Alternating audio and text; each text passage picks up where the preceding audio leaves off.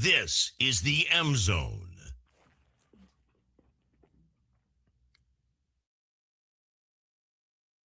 And welcome to the M Zone. Jamie Morris, Derek Laughlin in for the Ms. Man, and joining us is Vicky Brezzo from 24 Cheesecakery. And she's here.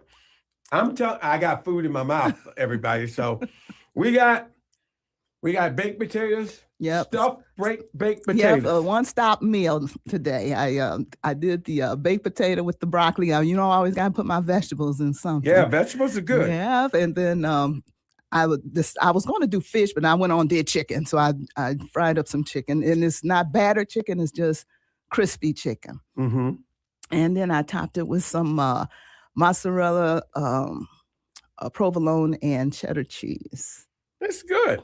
I like it. All right. It's real good. Yeah, it's a quick meal. You grab and go. I'm telling you what, Big Sweet was on. He'd be all kind of crazy. Because this is good. This is a good, and it's hearty. Yes. And it's warm. Yes. We got a good day.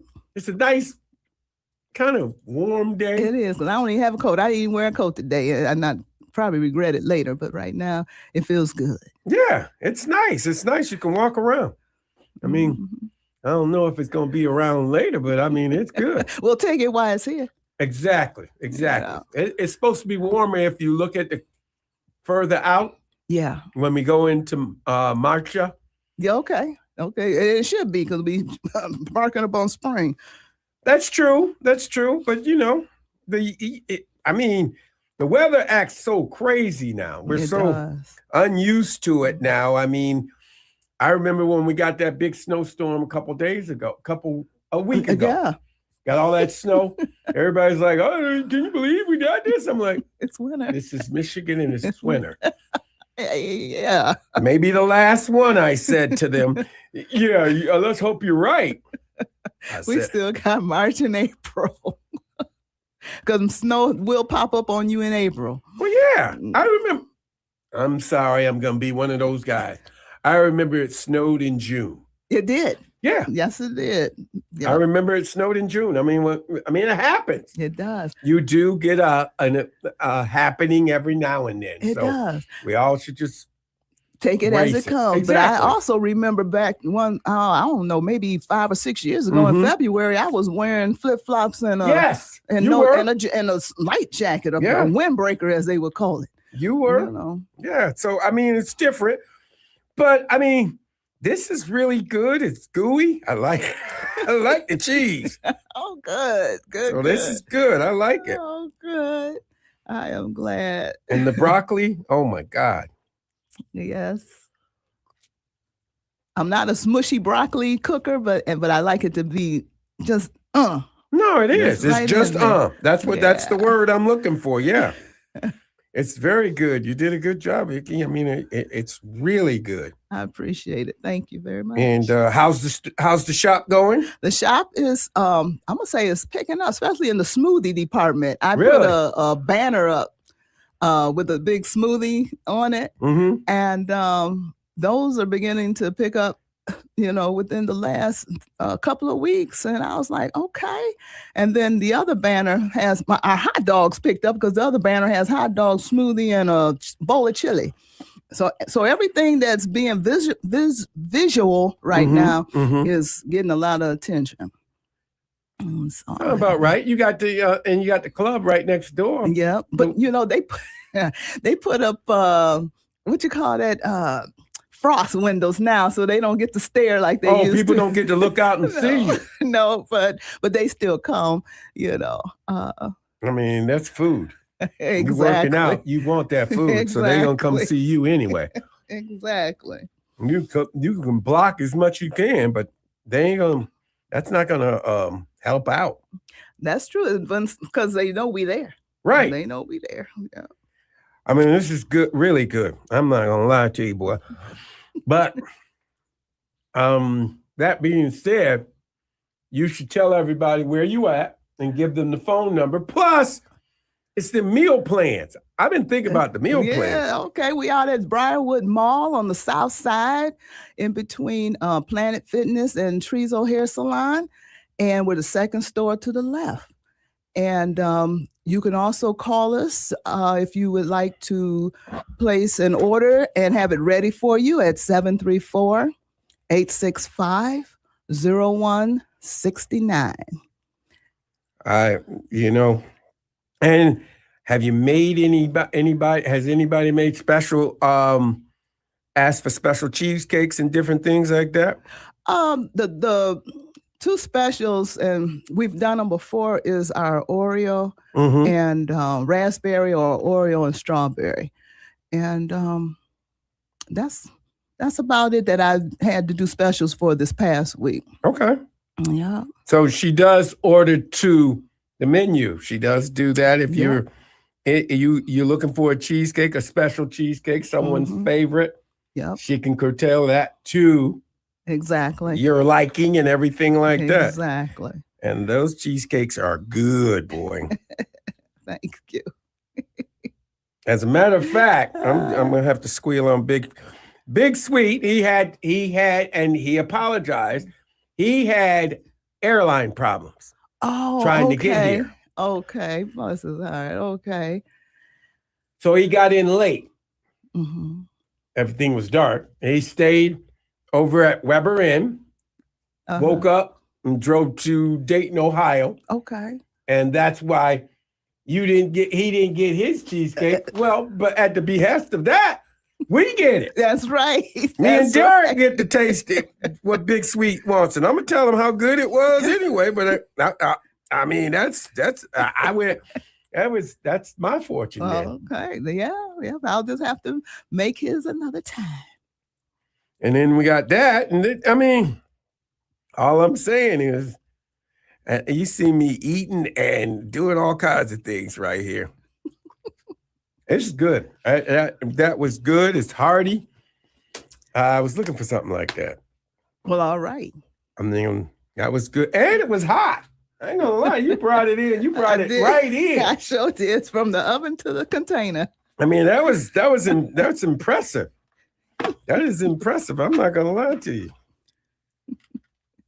Got me my stuffed potatoes. It's amazing. It's great, isn't it? It's good. Well, thank you. Yeah. Oh my God. There's the walnut and the banana. I like that. Yeah. I candied my walnuts. Yeah. And I was gonna use it as a garnish, but I forgot. But yeah, I did that. Okay, I'm gonna tell you. You know the woman in the front? Yeah. Michelle? Yes. She said you are the greatest. She's had the greatest cheesecakes from you. Yeah, she came and picked up 2 of them for her son. She was so impressed. I'm not blowing smoke. Michelle, if she says it's good for her, my God. Yeah, that's what she told me when I walked in. And I said, thank you. Yes. She told me that. I said, well, good. She said they're just good. She drove down to Toledo and went to the mall and walked over there. They were sold out. Oh, they were sold out. Okay. So, and she said, I said, I'll say something. She goes, no, you ain't got to say nothing. This is for me and my family, my personal. And she came over to the Briarwood Mall. You guys were like looking at one another. Well, I know you. I know it. And then when I said, oh my goodness, because I recognized it, but I didn't. Just like I've seen you before. And I'm like, oh. But I love first-time customers to be happy, and I'm so glad Michelle is happy. Well, she was happy, and she was telling me how much she enjoyed that cheesecake. Big Sweet missed out. I'm gonna tell you what. I'm gonna tell him about himself. Tell him when I talk to him next week. I'm gonna tell him, dude, you missed out. They made you a cheesecake, and it was good. And he'll just have to wait on the mailman now. Yeah, there you go. Because it was good. Look. So let's talk about the meal plans. Because I want people to understand. Because we're into this workout thing. People who trying to lose weight. It's the first of the year. We're still kind of in the first of the year. You're working on training and different things like that. And you can make meals like this one, like you made this one. Yes.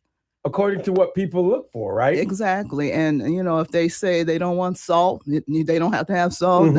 Whatever their diet is, from keto to vegetarian to just all white meat, red meat, white meat, whatever they want. Right. Fish, we'll work it out. And if they want it portion control, and which I do a lot of anyhow, is portion control. We do that. Okay. Yeah. That's awesome. See, that's awesome. And people can come get it the week of the week and day by day. And they can come day by day. They can just, because stop by and get dinner. Exactly. They sure can. And if they don't want, what I have, they can just call me a day ahead of time. Okay. And say, I would like da da da da da, and then I'll just make sure it's in the store. And thank you for reminding me. I need to make sure you give out the phone number. Okay. So people can. Once again, it's 734-865-0169. That's 0169. That's you guys got to get that, because I'll tell you what. And I told a friend. And she may be calling you. Oh, right. Because, she's like, I'm portion controls. I need to do this. I need to do that. I'm like, you should call my friends over at 24 Cheesecakery. She'll keep you straight. Right on the thing. You want dinner, she make you dinner. Exactly. And because there's a particular amount of food that she wants to eat. She knows she wants chicken and fish. Yeah. And, she wants chicken and fish, which the fish they're looking for salmon, obviously. And, they want to keep a basic control, and vegetables. Yes. And I said, this woman can cook. She can cook cabbage. She can do spinach. She can do broccoli. She can do cauliflower. Hell, she probably pull it out the ground and make it. It for you. That's it. And nothing but a word. Right. I'll go to somebody's garden. So, I mean, I told her that. And she goes, do I need to go get all the food and bring it to him? I'm like, no, if you want to do that. But she'll go out and do the shopping and take care of it. And then she'll have the food waiting for you. Exactly. Right. So, I mean, I just wanted everybody to know that, because you do that, and you do it on a daily basis. You do it on a week basis and everything like that. Whatever plan they would like to have. So I just, because I tell you what, and she'll keep ingredients, like you said, you'll keep ingredients out. If you don't want salt, we won't put salt in it. Exactly. You don't want the sugar, we won't put sugar in it. So you keep it from a dietary standpoint, you take care of it. Exactly. So, I mean, I made me some biscuits. I love them biscuits, boy. I'm a bread freak. I can eat biscuits. Oh my goodness. Oh, now cornbread, boy. Yes. Oh my goodness. Now you're gonna make me go there and make some. I'm just saying. I mean, I had them all, so that's what I know. I'm like, wow. I remember CJ looked at me and he gave me the thumbs up. He'll give me that side thumb too. Then when he give me thumbs down, he'll never eat it again. You see, I wouldn't either. So I said, I got you. He's got a barometer. You got to keep that thumb up. Yes, indeed. So hey, a 5-year-old, hey, you gonna pass his test. That's good food. You got it. The kids don't have no problems. No, telling you I don't want that again. They're all truthful. They give you all the truth. Until you really need it. Exactly. No, exactly. Did you do that? No, I didn't do that. But yeah, I'm glad that it's going well over there. And I mean, we had a what do we call it? A potato, hot potato. Yeah, we're gonna call it a hot stuffed potato. A hot stuffed potato. One meal stop. I think it's a great one meal. This is great.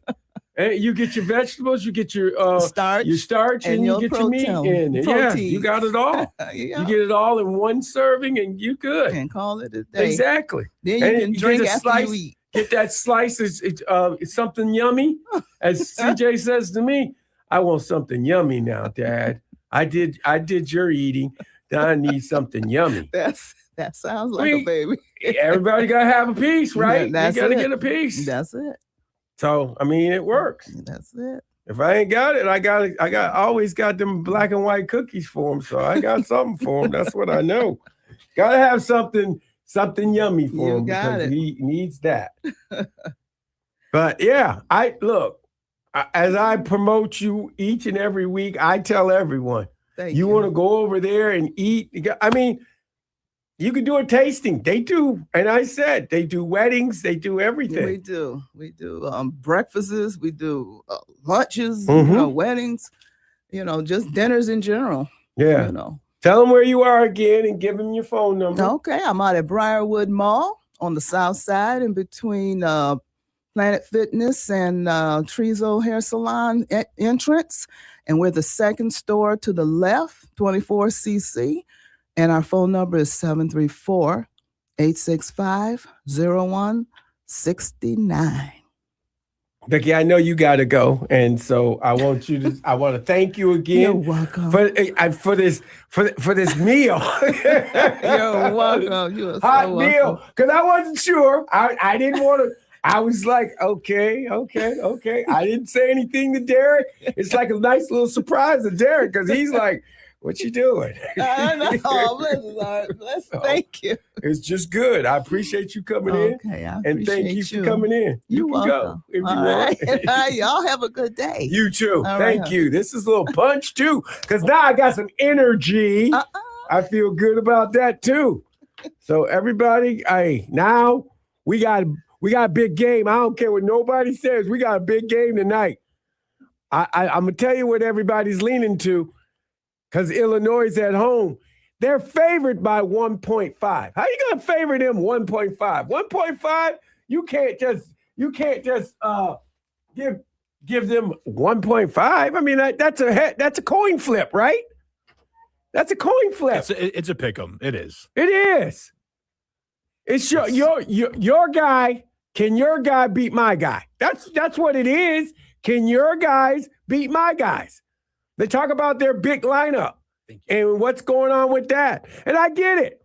I call it the Eastern Bloc, not to be derogatory or anything like that. Dude, they're all from Europe. Except for the point guard. Comes down to the guard play, too. It comes down to guard play. We got to control the boards. There's only been one game where we haven't controlled the boards, and we got to control the boards. Mars got to stay out of foul trouble. He knows that. You're not going to see that until you play another Duke type of team.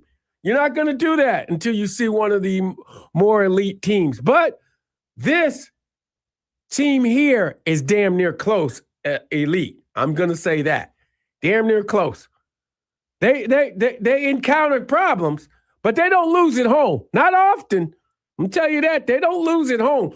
And it's going to take a yeoman's work. It's going to take time. It's going to take every effort we got, and we have got to meet this challenge. We've got to meet this challenge. We only missed one challenge. Really, that's beating Duke in a neutral site. I mean, Wisconsin, that was aberration. I'm going to just say that. That's an aberration. They couldn't miss a foul. They couldn't miss a three-point shot. I mean, they were shooting lights out, as they call it. Lights out. But this game, it's a big game. Because you want to know why, Derek? I'm going to say it. Outright Big Ten champs. That's why. Yep. That's what it is. That's right. And you get it. You get it because then you got 2 games left. You can have fun with those. But this one, you better put your mean face on and get into the grub. Because you got to get in there and get busy. I don't think they're going to play like Minnesota. Minnesota was beat up. Minnesota was trying to keep guys foul in the game. No fouls. They were trying to keep their one big man in the game. They weren't going to make fouls. They let a shot go. They were running down the other way. So Michigan didn't get a fast break. That ain't how this is going to work. This one, they're going to make you work for it in their house. And yes, I've heard enough from all the former players. I'm going to say this. This is a rivalry game, and we need to take it as such. We need to take it as a rivalry game because they're going to bring everything they got tonight. And they need to get that bad taste out of their mouth, right? Remember, on Sunday, they got humbled. They lost to UCLA. They were up 22. And they came back on. UCLA put it together and beat them. No, not beat them. Curb stomped their ass. Which is why the 1.5 favorite too. I mean, I know they don't lose at home, but after them losing to the UCLA, it's everybody thinks Everybody thinks they on the get back. They think that this team is on the get back. Not against us. I'm just saying, this team is on the get back. I'm gonna say this. I think Michigan's on the get back too. I do think Michigan's on the get back too. Now I'm gonna say this. They were tired. It took time to get back from Washington D.C. They had weather trouble trying to get back. They got out late. They got in way too early, around about 2:30 in the morning. And they didn't really have a practice, and then they came in, got ready for this basketball game, didn't really know what to expect.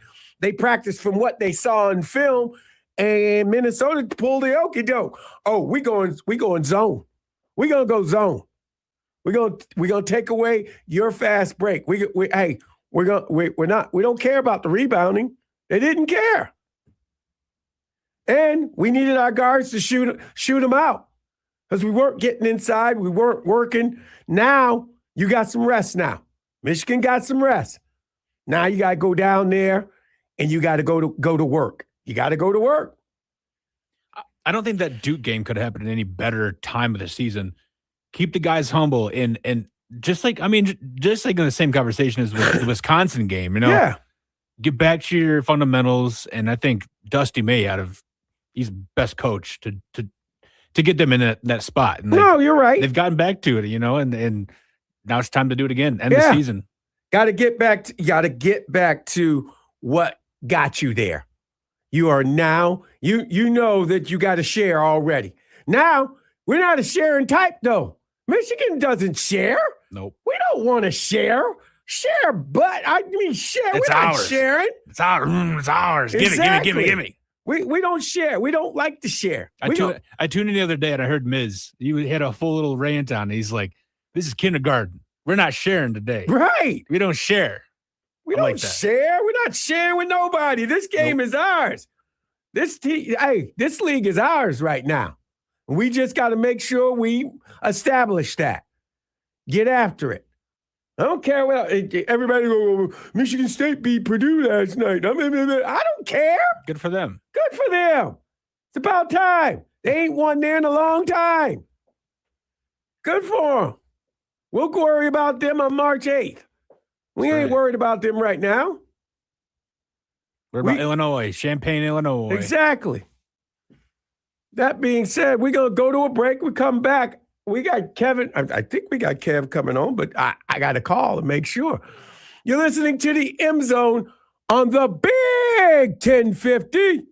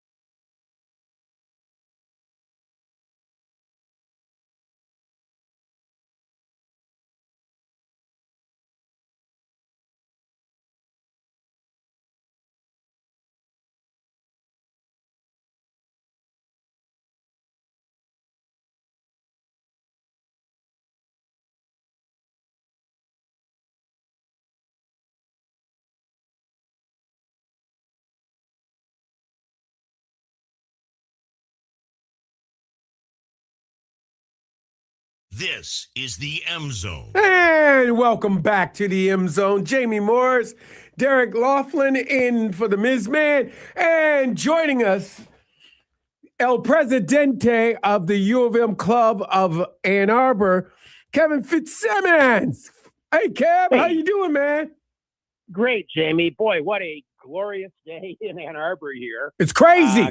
It's crazy.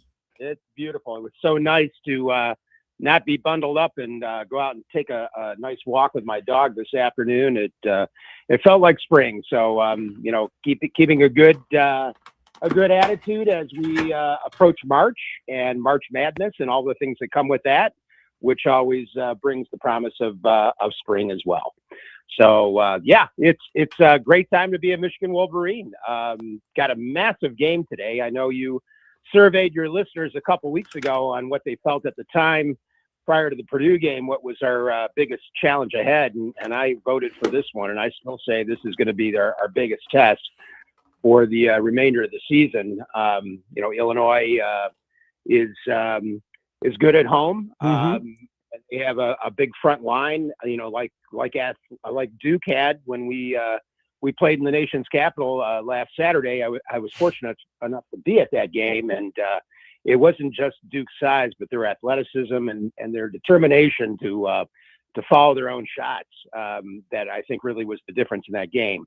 And observing the way Illinois plays, especially in that game up in East Lansing, they don't run like Duke. They don't care to run. They seem like to be more satisfied to work in the half court. So Michigan loves to run, and I think they are more athletic than Illinois. So I really do like our chances tonight. Yeah, me too. I like our chances. This is for straight up the Big Ten regular season championship.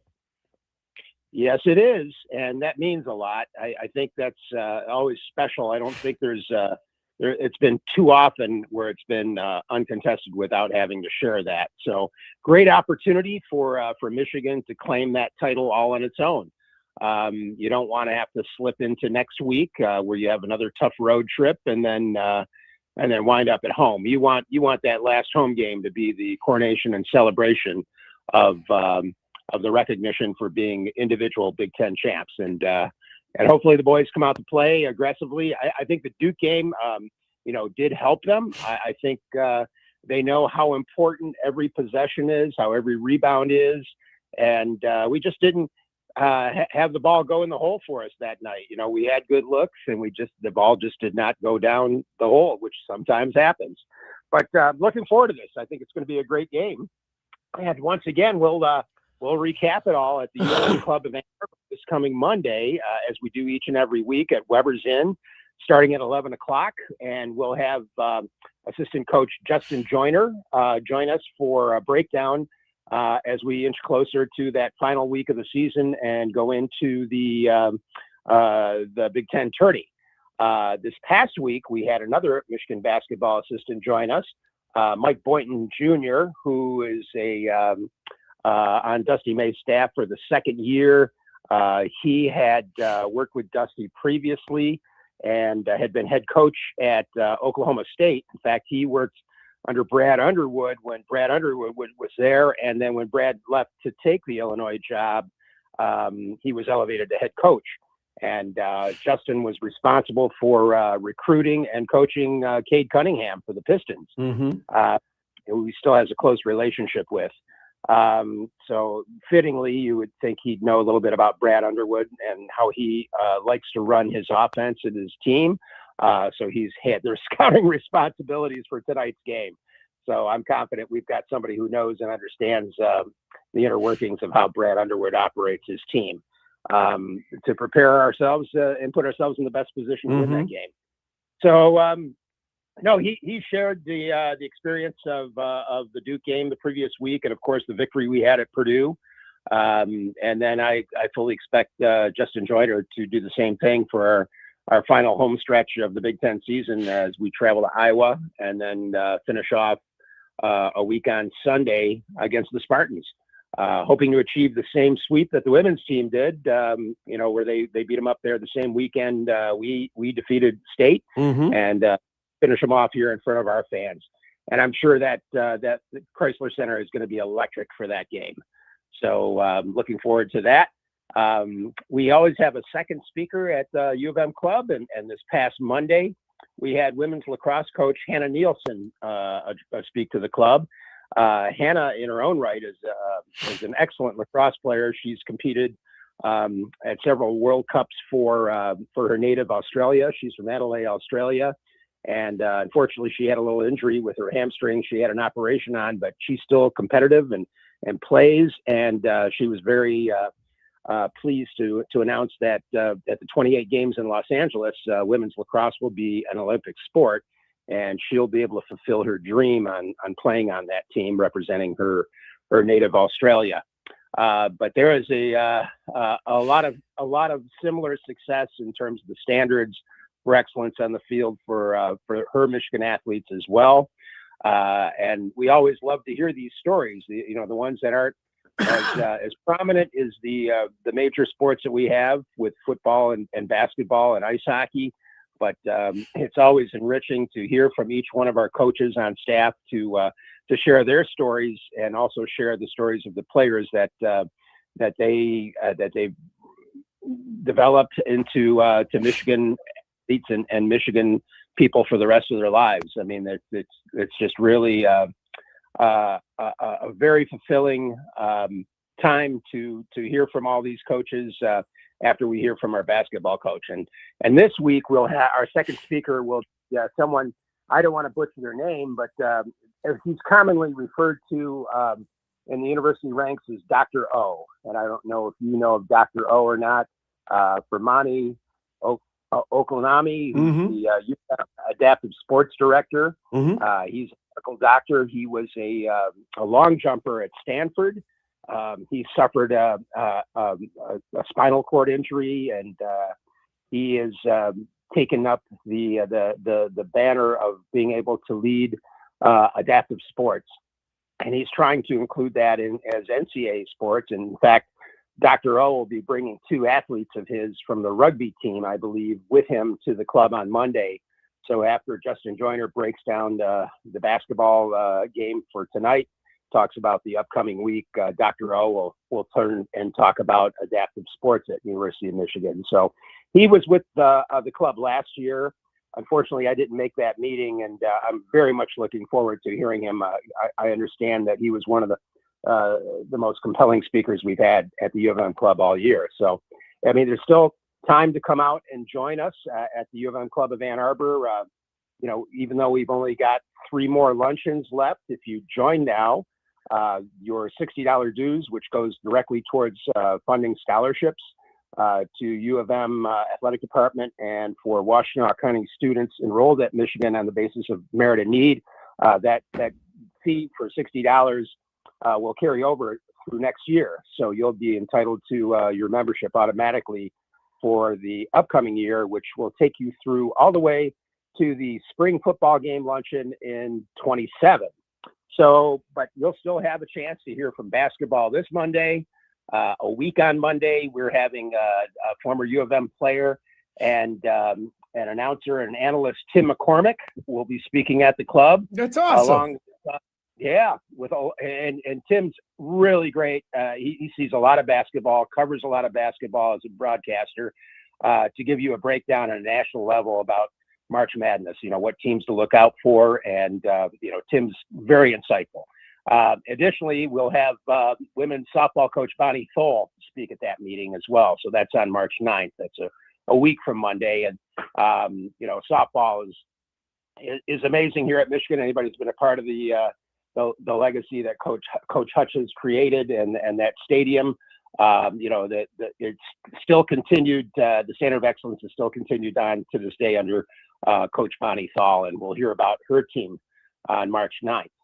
And then as spring football kicks off, we will have our last luncheon on April 20th, which will follow the April 18th spring game, which will be the unveiling of the Kurt Winningham administration, football administration. So we'll see what kind of flavor of football he'll bring out during the spring game, and then someone from the program will be at our club on the 20th to recap the game. And in addition, we always hand out our annual M-Man Award to the recognizing the top athlete by the U of M Club of Ann Arbor, of which one Jamie Morris was a recipient of. So all that can still be a benefit to anyone who joins the club today. And again, that will your dues will carry over till next year through next spring, where we'll have a kickoff luncheon in August with Coach Whittingham. And then all the assistant coaches will get to know each week with a breakdown of their different position groups, their backgrounds, and how they're approaching the season ahead. And we all know, even though we're in the throes of basketball, the football season ahead is going to be a daunting one. We're playing 4 of the CFP playoff teams, and we got a loaded schedule. Last year we only had 6 home games. We have 8 this year, so it's going to be really exciting. Really looking forward to Coach Whittingham's putting his fingerprints on this team. I think it's been nothing short of miraculous on how he's been able to hold not only the incoming class but the existing team together. And can't wait to see our team take the field on April 18th. Yeah, it's going to be exciting. I mean, Kev, look, I'm excited for this too. I think we're all excited, you hear, they just got their heads down and they're doing the job. Yeah. And he brought in his own weight and conditioning coach. Mm-hmm. That's the first quarter, as he puts it, in terms of developing a winning team mentality, and just the way Coach Whittingham personally looks after his own fitness. I'm sure it's a high priority to ensure that come the fourth quarter and some of these tough matches that we're going to have, that we're in condition to finish the job. No, you're right, and that's the. Hey, Kev, you got a favorite team, NFL team? I guess the Lions resurgence when Tom Brady retired. I was in need of. Did that bring you around to the Lions? It brought me around back to being a Lion fan, and yes, I would say the Lions are my number one team. My second team, I guess it would have to be the Chargers. Okay, the grades have come out. They're supposed to not have grades according to the to their agreement with the NFL, but they started doing these grades, doing surveys. The NFLPA has, and they secretly got released, and the Lions are doing a pretty good job. I mean, all I got is B. I see there's one C-, but that's already been remedied. The one C- was the offensive coordinator, but outside of that, you got A's and B's. They love the ownership, because that's got a solid A. The general manager got an A-. The head coach got an A. They like team travel because it's got a B, a solid B. Special teams coach got a solid A. Defensive coordinator got a solid B. Like I told you, the offensive coordinator got a C-. But outside of, they love the treatment of their families, B+. I mean, it's crazy, but some of this stuff, you'd be shocked at what you see. No, the culture that's been created with the Lions is amazing, and I've always said this, even during the throes of their difficult times over the past lifetime for us. The fans, the Detroit Lions fans, are the most loyal in the NFL. I mean, they've stuck by them through thick and thin, and I really hope that their longtime loyalty is rewarded. But I do love the culture of the Lions. I mean, leadership matters. I think Sheila Hamp has done an excellent job in putting the right people in position to succeed, with Brad Holmes, with Coach Cole. And there is a distinct culture that is a Lion culture today, and it's an attractive place to come to. Looking forward to seeing the new OC. The old OC is out, and he's in, and let's see what happens. And I'm sure it's near and dear to Larry Lee's heart as well, since Larry was an executive for the Lions. Yeah, and I couldn't be happier for those long-suffering Lions fans to really now have a team that you can look forward to each and every year as being competitive for championships. Yeah, I get a kick out of looking what they say. The Jets and the Giants, they don't like their home field, their game field.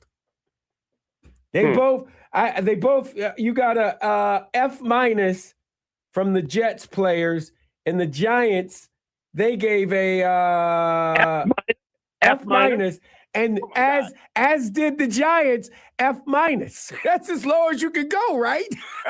Yeah, no, I remember the stadium in East Rutherford. That was essentially the same stadium as the Silverdome, right? Without a dome. So that wasn't probably that appealing before, but no. Ford Field's a great place to play in. It's electric when the crowd's into it. No, so I'm not surprised at any of those marks that you're citing here. No. How did the Chargers do? Let me tell you about the Chargers. I'm glad you asked. We're right here. Here we go. Treatment of the families, the players' families, C+. Home field. I don't get why the home field. That's LA, and that's that SoFi Stadium. They gave it a C. They gave it a solid C. Okay. I'm questioning the source now. I'm just saying they give it a solid C, and then you got A's and B's all the way down, and then you got the strength coach. He got a B. Then you got the position coaches. They got C+. Offensive coordinator, he's gone, but they gave him a D-. And then who the defensive coordinator was Jesse Minter. He got an A+. Special teams coach got an A-. Head coach got a C+. Yeah, wow. I'm saying. Yeah, no, Jesse Minter, I think he'll do great things over at the Ravens. He did great things here at Michigan. Harbaugh, I mean, he transformed that team in season 1. He's been in there 2 seasons now. Yeah, they've been to playoffs 2 years in a row. You can't argue that. No, I mean, it's the same kind of reclamation project he inherited with the Niners. Yep. So, I don't know. I don't know what the criteria is. I mean, Ben Herman, the strength coach, came from Michigan. Mm-hmm. And the culture, it seems like Harbaugh's always been considered at every level he's been at. They like Ben. Ben got a solid B. Yeah. So, I mean, we'll see. It's about wins and losses, but the stadium has a C. Yeah, it's got. I mean, home game field. It's got a C. Now the Rams gave it, and this is how I know how both teams feel. The Rams gave it a C too. So I'm just saying, the both teams that play there, they gave it a C. Now the Browns gave their field an F. An F. Wow. Wow, and they're not even in Memorial Stadium. Right. That's what I'm saying. So who did this? What is the source? It's a players' survey, and the NFLPA sends out a player survey each and every year. Well, last year the guys were kind of harsh with the ownership, particularly the Kansas City Chiefs. Okay, so and he got an F, and that ain't good. So that being said, I think the commissioner wanted to squash this. We don't want surveys, but they did do the survey, and it leaked out. It got leaked out. Somehow somebody told somebody something. Okay. So did they do this? Did they do this back when you were playing? Oh God, no. We didn't. Oh God, they would never. You remember, they just led us around. They don't treat these players don't get treated like that no more. We used to when they fed us. Fitz, when they fed us, Kentucky Fried Chicken was on the menu. Now you got a nutritionist. You're having all these meals and different things like that, snacks and all kinds of things like that. Yeah. No, it's a different era for sure. But boy, I just I'm kind of scratching my head some of these grades that you're sharing. But if it's the players, I mean, there must be something that we don't know, about the venues, about whatever it is they're grading. No, it's that's true. That's true. And Yeah. that's what I start laughing about it because I'm like, oh wow, these players are really getting after it. Yeah. You know? Maybe SoFi has just got terrible traffic for the players to navigate to. I don't know. Something. I you know what? I mean, I can tell you these guys. They do take care of them. I remember they had the problem in when they had a problem over in LA, the fires. Remember, they got those kids, they got those players and their families on that plane, and they flew and they took care of them as the fires were going through LA. Remember that? They did, absolutely. And they Jamie, took care of those families. They even took the pets. They took the dogs and the cats and everything with them. Yeah. And I mean, that's incredible. For me, I look at an organization that way. How much did they really care about you? You know? Yeah, you're absolutely right, Jamie. And no, that's very interesting. Hey, and I just wanted to make one more plug here for Michigan hockey. Because all the excitement that had taken place with regards to Team USA and their gold medal overtime win over Canada. Mm-hmm. 6 Michiganders on that winning gold medal squad, 4 of which were Michigan hockey players. Right. It's awesome, isn't it? Michigan won. Hey, the state of Michigan helped the Olympic team immensely. Oh, there's no question about it. And, Michigan's always been on the map, with the development center and taking it one step further with the USA Team Development Center. I believe 17 of the USA team members came through the USA Development Center, which at the time of their playing was located right here in Ann Arbor at the Cube. Now I remember that. In Plymouth. So, mm-hmm.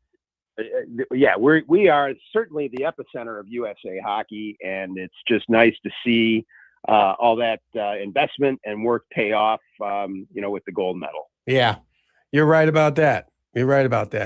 It's tough. So Michigan picks up with their hockey again, and they're going to have an off weekend coming up. I think they have an exhibition game next Thursday, mm-hmm. but then playoffs begin there, and we're all very excited to watch the Wolverine Icers, charge forward like our basketball team towards a national crown. Kev, really appreciate you coming on, being a part of the M Zone as you do every Friday. We really appreciate it, and we'll talk to you next Friday. All right, always a pleasure, Jamie. Go Blue. Go Blue. That's Kevin Fitzsimon from the U of M Club of Ann Arbor. If you're that Ann Arbor type of guy and that Michigan type of guy, go join. I got one of my best friends. He's over there at the club now all the time, and he has a great time. And he is a real. I thought I was a fan. He is a big fan. So, and he knows who I'm talking about. So I'm not going to say anything else. That being said, we got to go to break because we got Austin Meeks coming up on the other side from The Athletic. You're listening to the M Zone on the Big 1050.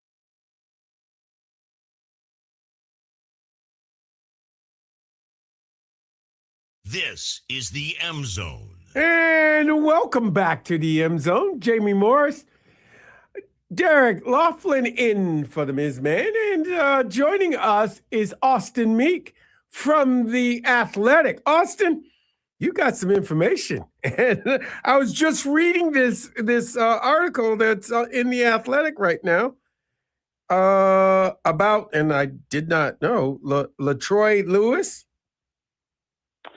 Yeah, a former staffer at Michigan who was here 2022 through 2024. Then went to Toledo and was with the Atlanta Falcons. Fired today by the Falcons related to some allegations about a alleged incident that happened in 2024 when he was on the staff at Michigan. So that's what I've been working on today. Yeah, I saw that. You've been real busy. It was just sent to me, and it was like, are you going to talk to Austin about this? And I'm like, wait a minute. So I was over here, listening to it as it was thing, and I was like, wow, okay. So that's why I didn't mean to catch you off base, but that's I saw that, and I wanted that to be, hey, folks, he's Austin Meeks. He's with The Athletic, and they're just breaking a story about a former staffer for the University of Michigan. So it actually happened here in Ann Arbor, Austin? Yeah, this is something that the Ann Arbor police are investigating. Alleged to have happened here in Ann Arbor during his time on the Michigan staff. Reached out to Michigan today. Now, obviously, the context of all of this is Michigan is in the midst of this review, right? The Jenner and Block investigation into the athletic department and everything that happened with Sharon Moore. So we have another example of allegedly something that happened while Sharon Moore was the head coach, something potentially quite serious. And so this is all. Is this something you think Sharon would know about? Is it something that he would know about, or is just it happened under his watch?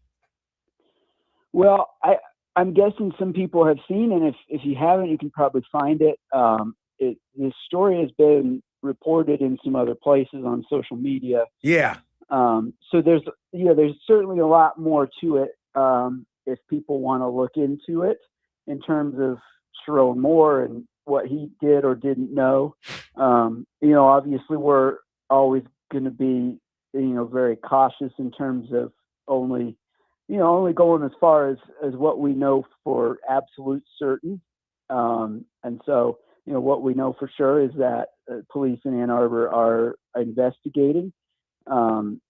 Don't know for sure, who knew what at Michigan, who was told what, who had what information, but at the bare minimum, this is another thing that allegedly happened on Sharon Moore's watch when Sharon Moore was the head coach. And given all that's come out about Sharon Moore since he was fired, it adds to all of the turmoil right now with Michigan and with this investigation that's going on. Okay. I get it. I got what you're saying. It's just that I went and did you what we were you. going to talk basketball today. I was ready to talk. We basketball are going to too. talk basketball. I apologize, but I saw your name in the. I went and looked this up, and I saw your name as as a contributor to the article in the Athletic. So why wouldn't I ask you about that, right? Yeah, no, it's. I'm sorry, I didn't mean to put you on the spot or anything like that. It was no, not at all. Yeah, you're fine. Michigan football is my it's my beat, and it's even in the off season, it's a huge deal. So yeah, just it's one of those stories that just seems to keep on going. When you start to kind of peel back the layers that everything that was going on at Michigan the last couple of years. Mhm. And I think, what this says to me is that when that Jenner and Block report comes out, when they're done with this investigation, I think they're just going to have to really, put it all out on the table. We just continue to find out more stuff that was going on in this Michigan football program that's coming to light. And I just think, for the good of everybody, for the university and Kyle Whittingham, as he is getting his program put together, I just think, Michigan needs to get all of this stuff out on the table, needs to deal with it, and really needs to reckon with some of the failures that happened here over the last few years. Right. You're right. And we hope that happens. I mean, I saw where, what a cost after 3 months or 2 months, what people were upset about the cost that Michigan is paying for their investigation. But yeah, like you said, Austin, we need to get it all out to make sure of what happened during that time. Yeah. Yeah. The lawyers definitely don't come cheap. No, they don't. The billable hours are piling up, but it's what you got to do. In Michigan's position, I don't think they had any choice. There just have been too many things that happened. They needed to really do an in-depth investigation of the culture. And that takes time and it takes money. But hopefully at the end of it, at least there's some resolution and some clarity. Yeah, that's true. Well, Austin, let's talk about this team. I mean, the basketball team. We talked about going into down in Maryland, Washington, D.C., excuse me. And these two teams, Duke and Michigan, were going to get after one another. And look, I mean, we could have got them, but we ran out of time. That's what I'm going to say. Well, I think if Michigan played its best game and Duke played its best game, I think Michigan would win. Right. I think both of those teams at their best, I think Michigan's a little better, but they're really close. And I thought, on that day, Michigan definitely didn't play its best game. No. That was maybe like a B- game from Michigan, I'm going to say.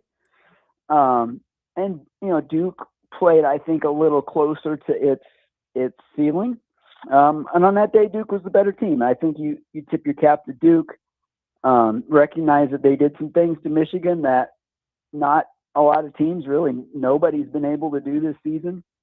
So who knows? Those might have been the two best teams in the country. We'll see how things shake out. But, right. There's been a lot of losses lately in the I'm going to say the top six. In the top six in the country, there's been a lot of losses and things happening. I mean, Arizona took another one on the chin. When they were, who was ranked number one going into, and they took a loss on the chin to Iowa State. I forgot who lost that game. It was, I think it was Houston. Houston's been, the teams that have been at number one, it's sort of been a revolving door a little bit, Arizona's had some bumps in the road, right? Michigan got there, yep. Duke's there. We'll see how long they stay. But I still think Michigan and Duke, if I had to say who are the two best teams in the country right now, I'd say probably those two. Yeah, and then Michigan had weather problems going into Washington, D.C., so they got there late, and they had to eat a late dinner, had to wake up early, and do the whole thing like it was a national championship. I mean, they had got up early, went through a pregame. And then had a couple players on the TV screen. Dusty May was on the TV screen. Go back to their hotels, go to sleep, or whatever they wanted to do, and then play at 3:30. Look, I enjoyed it. It was great. I'm sure the players enjoyed the pageantry of it all and everything. And like you said, if both teams would have packed their best game, I think Michigan would have won that game also. Yeah, it was just a great exhibition for college basketball. I thought it was a great scene and a great atmosphere, and it felt big time. Yeah. I think it got a lot of people really tuned into college basketball. I think it built a lot of anticipation for the tournament. I think it's great. And Dusty May said this week that would he play a game like that again? Absolutely. Because it's great for the game. Right. I think it maybe made it a little bit tougher for Michigan to move past that game and get back in the swing of things in the Big Ten. But I thought it was, even though Michigan didn't win, I thought it was a great night. No, it was, and they learned a lot from it. They learned a lot for themselves, and they're going to have up and down nights, and they got to figure out how to have an up night when they play the elite teams of college basketball, and then they come back and play in Ann Arbor, and they're playing a Minnesota team again. They have problems getting back to Ann Arbor because of the weather. In Austin, yeah. You had a tired team out on the floor. I don't know if you would admit it, and I know Dusty's not going to admit that team was tired, but they looked tired to me. They were going up and down the floor. I know Minnesota wanted to run a slow type of, and they didn't want Michigan to be fast breaking, so they made Michigan shoot outside shots. They packed the zone in and everything like that. So they did some things to alter, but they wanted to see if Michigan could beat them with the long ball. The ball start falling for all the guards. The guards were shooting shots, and it was falling for them. So anybody who was worried about the guards on Saturday, you were encouraged on Tuesday, right? Yeah, that game was unusual for Michigan because of how little production they got from the front court. Yes. Usually this is a team that the way Michigan wins is by getting the ball in the paint, playing through Adai Mara and Merez Johnson. And give credit to Minnesota. I thought with their zone, they did a nice job of taking that away. Mm-hmm. They made it hard for Michigan to get the ball in the paint. But they also dared Michigan to take some outside shots, and they knocked them down. Yeah. And Michigan's going to have to do that, because I think anybody who watched the Duke game, anybody who watched Minnesota, it recognizes that you're playing Michigan. You can't give them the easy stuff around the rim. You got to try to, you got to make Michigan hit shots to beat you. And Michigan didn't hit quite enough of them against Duke. They certainly hit enough of them against Minnesota. It is good to see that the guards can knock down those shots when other teams are basically daring you to take them. Yeah, and they did. And look, I give all the guards, because we put all the heap on the guards. They're not shooting well, and it's not dropping and everything. And they came out against Minnesota, and they showed hey, they can shoot. We can we got our groove back. Yeah. I think this is never going to be, the most prolific outside shooting team. It's going to be a team that's going to have some nights where they're not falling. But it's good to see those guys getting in a rhythm. It's good to see LJ Kaysen still playing with confidence and knocking down shots. There's not a lot of teams, I think, that are going to be able to take away the things that Michigan does well. I think you were right that it was a tired team, and part of it is Minnesota wanting to slow the game down, and part of it is just I don't think Michigan had quite that that bounce in the step that they normally have. But when this team is rested and when they're at their best, they can really get up and down the court, push the pace. That's what they do well. And I think they're going to try to do that tonight. Illinois is another team that wants to play kind of slower paced team, but also a team that I think Michigan's going to have an opportunity to offensively get some things going because, this Illinois team plays a lot of shootouts too. They can really score. I mean, they can really put the ball in the basket. Defensively, they're okay, not great. So I expect this game tonight, to really see Michigan be able to do offensively all of the things that Michigan does well. Yeah. I think Michigan, like you said, Michigan's well rested now, and they'll probably be ready to go. I mean, this is a team that they have. Let me say this: they have pride too, and they know what happened on Saturday. They know what happened on Tuesday, and Stevie Wonder could have heard that game and how the players were moving. So that being said, you'll see an energized Michigan trying to put the Illini away. Yeah, this has become, I think it's one of the better, I don't want to call it a rivalry. I don't know if it's a rivalry. But it's a rivalry. I was told that by Daniel Horton. Hey, I was staying corrected yesterday. He told me this is a rivalry, and it's been a rivalry since 1989. You know what that is, right? I got some idea about that. Yeah. Okay. and they want to beat us as many ways as they can. They don't care. He said Brad Underwood wants to kill Michigan. He wants to. Well, I can believe that. I know that these two schools and these two fan bases don't have a lot of love lost for one another. No, they don't. They don't. Every time these teams play, Hunter Dickinson getting into it with Illinois fans. I mean, I remember that. There's always a little something extra in this game.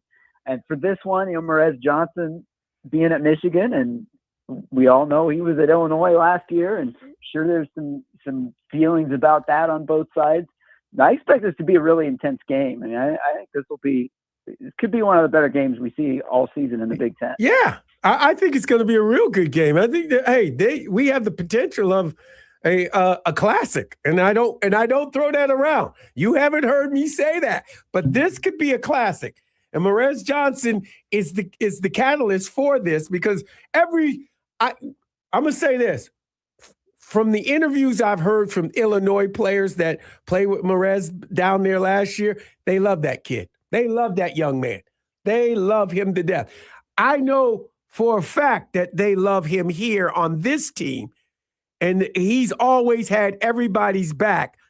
So with that being said, both Illinois wants to beat Morez and say, here's what you're missing because you're not here. And Michigan wants to beat him because this is our catalyst. This is our guy. He's always helped us. Let's do it for him. Yeah, that's right. And just talking to Dusty May this week about is there something extra in these games? Is it extra motivation? Like when Adai-Mera played UCLA. Mm-hmm. Yep. Is there extra motivation there? And basically, he said it's just something that makes the team a little more connected. The other guys on the team, similar when Michigan played Ohio State, and the way guys wanted to play well for Roddy Gale, to let him have the experience of beating his former team. It's basically just guys don't want whoever it is, Morez or Adai or whoever, to walk away from that game having to deal with a loss to their former team. Right. Like, you want those guys to walk away victorious in those games. Exactly. And they had Yaxos, and let's not forget, they had Yaxos back going into Purdue, into the Mackey Arena. I mean, that was the loudest place I've heard in a long time. And it was crazy. And they got after Yaxo and everything like that. But let me tell you something. Those guys played, I mean, really, they didn't play from behind very long. I'll just say that. Yeah. Yeah. If Michigan can replicate what they did in Mackey against Illinois, that's the formula. They took the crowd out of the game early on. They never looked rattled. I mean, this team has played so well in tough environments, and whether it's Mackey Arena or in East Lansing, it's been a very, very good road team. It's never really been a point this season when it seemed like Michigan was struggling with another team's crowd or overwhelmed by the environment. But they'll have to do that again because this should be a really good environment tonight. Well, they like the one thing I know about Michigan, they love the opponent's environment. I mean, you heard Yaxel said this was when he was in the Breslin, this was the greatest atmosphere I've ever been in. And then he doubled down when he was at Mackey. This was great and everything like that. And everybody said, "Yeah, what did you think about the students getting on top of you?" That was awesome. This young man just said, that was awesome. I thought that was great. They were defending their players who were there, and they were getting after me. And he loved it. Yeah. No, that's what college basketball is all about. I mean, you think about Dusty May sitting in front of the student section at Breslin before the Michigan State game. This team really just exactly. I can't about it. And he didn't mean. I mean, it's know? not like he meant to do that. But when he came out, he didn't want to run back in, so he went and sat and took it. Hang it in the Louvre. Exactly.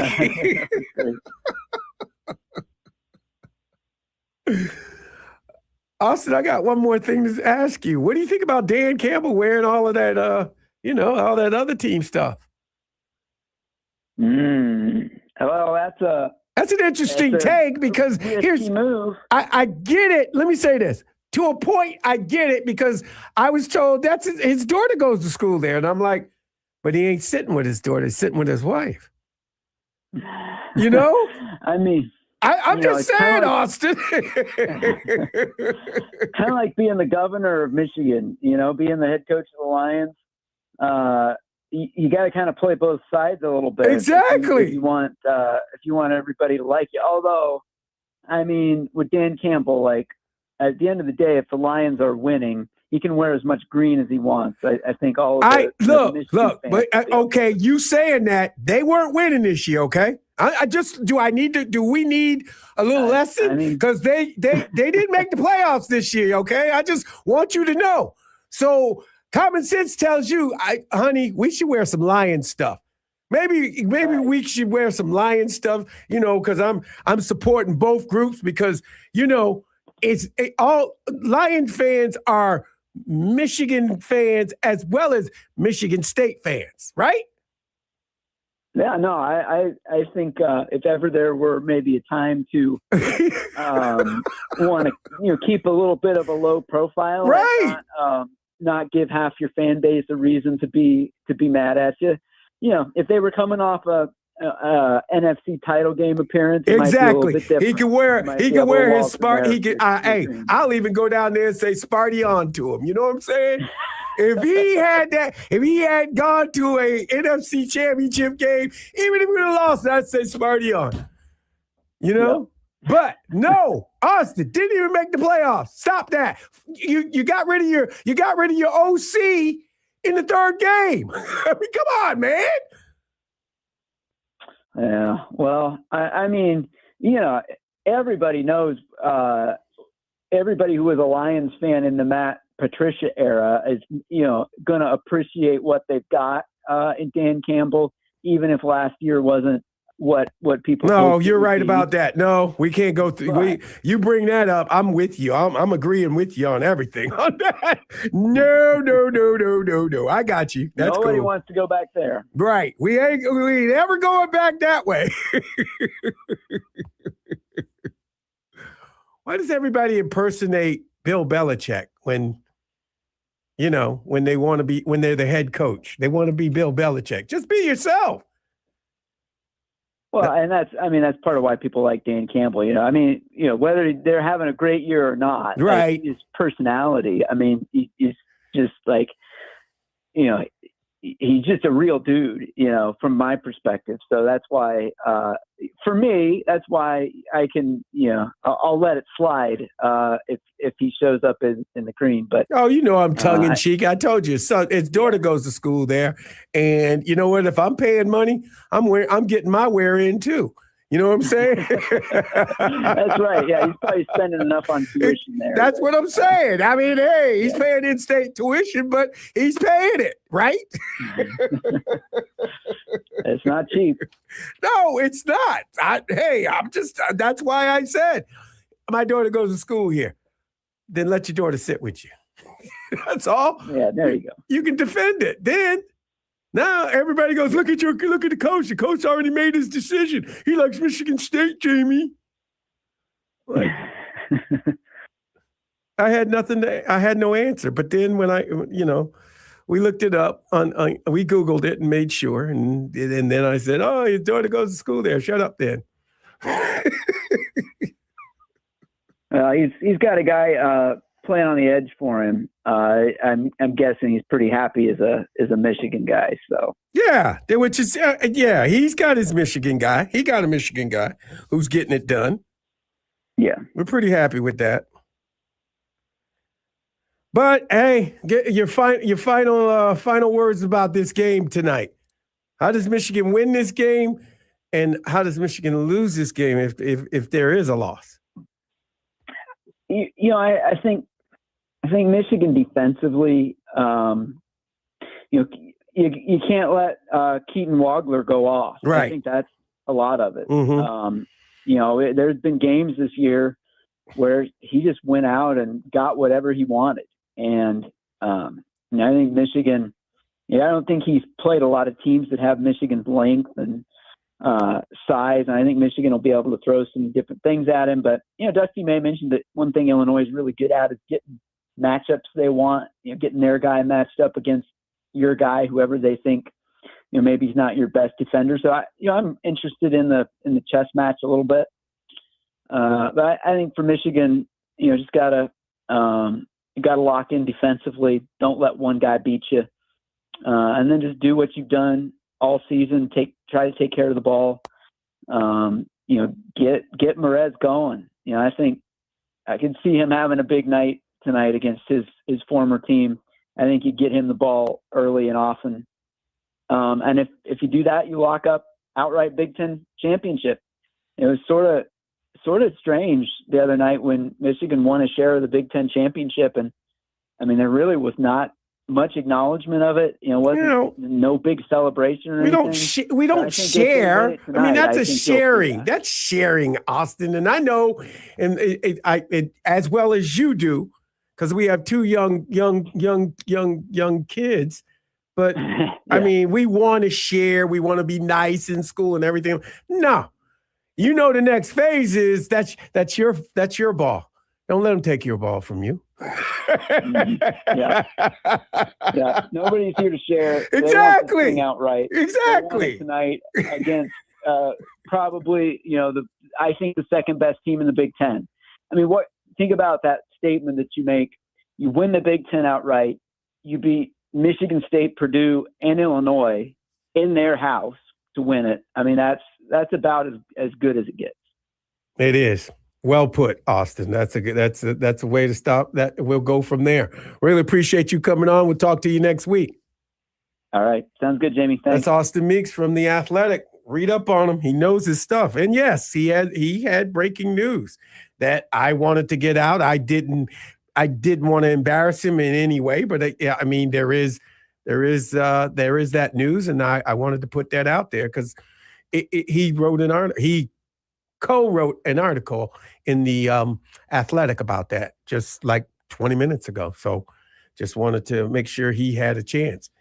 Before we go to break, I know you all know it's cold still outside and snow. It's not on the ground anymore, but it may be coming later. Later tonight, early tomorrow. But believe it or not, now is the actual time to think about your lawn. If you're like me and tired of fighting weeds and watching your grass grow thin in the summertime, man, I hate that. Do what I do.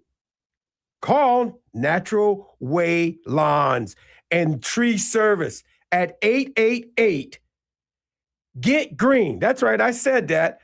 I said 888 Get Green. Early treatment is the key, and now you can get green, stay green, and save green when you prepay. Call by the end of the month and the early bird discount. Natural Way has been serving Michigan since 1990. 100% satisfaction guaranteed. But you know you have to start early for the best results. It's easier to prevent problems than fixing one. So call 888 Get Green. That is 888 Get Green. For a limited time only, purchase a full lawn program and get free grub control. But you have to mention my name, Jamie Morris, with the big 1050 WTKA. Natural Way Green, Natural Way Lawn and Tree Service. Get green, stay green with Natural Way. We're going to go to a break. You're listening to the M Zone on the big 1050.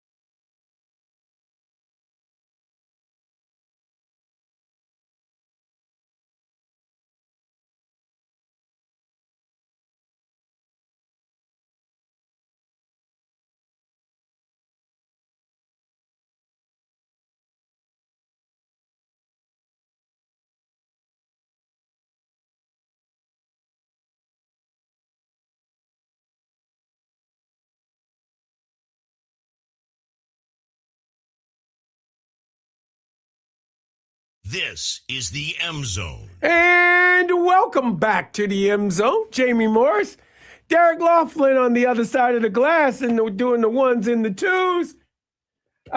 You know what? I have I got to give you guys this message because we didn't tell them. we're leaving early because of the hockey game tonight. Hockey game starts at 6 p.m. and the pregame show starts at 5:30. So we'll be clocking out around 5:50, 5:28, 5:29. Yep, around there. You can listen to the coverage, of course, right here on the Big 1050 and WTK. Exactly. So the game, it's because of the game. It's not because I'm a short timer there, Mustafa. Just letting you know, I'm not checking out. It's not me checking out. I'm not checking out, but I'm checking out these F minus. Is that really a thing? F minus? I mean, I've always known if it's an F, it's an F. Right. You don't need plus and minus on an F. I'm just saying, the Jets put home field. That means the Metropolitan Stadium or Giants Stadium. They gave an F minus to it.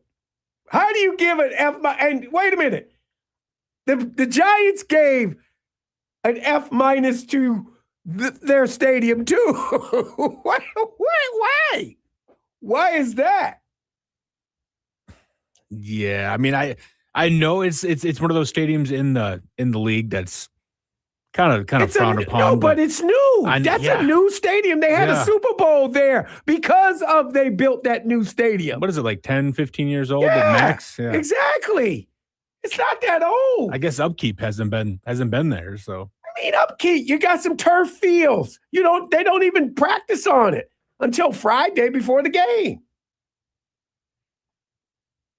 The Pittsburgh Steelers, they were number one. They were the number one loved unit last year. Guess what? They gave treatment of family, F. They gave home field. Now, I want you to know this. The Rooneys saw this message. They got it, okay? They got it. And guess what they did? They're putting a new field in, a new grass field in their stadium this year for the upcoming season. They were going with the Kentucky Bluegrass.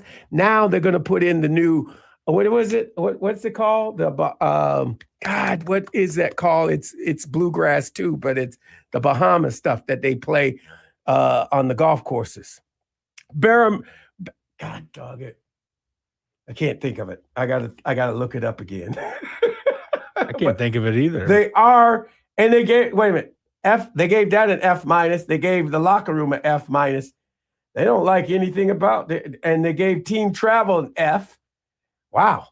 Dude, they're not happy. Bermuda. That's right. Thank you, Bermuda. Thank you, Miz. Miz is listening. Look at that. Miz is listening. Happy to see the Lions are pretty good up there, though. The Lions the Lions love their organization and how they're being treated. I'm glad. I'll tell you, all the Lions, me and Miz went over it yesterday, but there's no problems with the Lions. Treatment of families, B+. Home field, B-. Could be better, I guess.